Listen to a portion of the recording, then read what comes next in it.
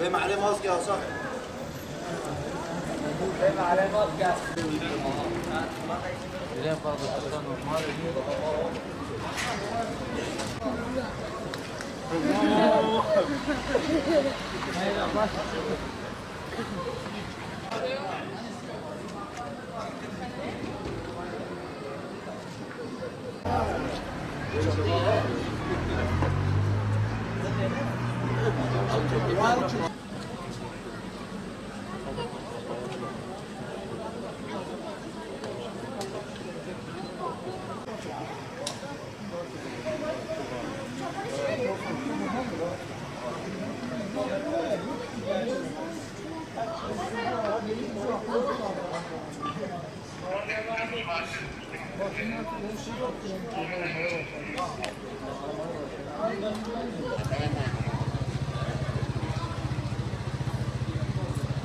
Hadi bismillah ya Allah bismillah.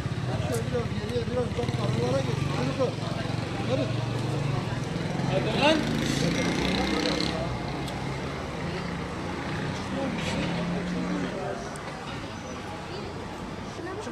Çık kenara çık. La şuraya bomba patlasın. Çok birazdan patlayacak. Hadi. Ha baba. Nereden buraya kadar? Hani Kenara geçin. Hadi. Sen kenara gel. Biraz gel bu tarafa. Bir yani. Elinizi alın ya. sen bu gerçek patlasın.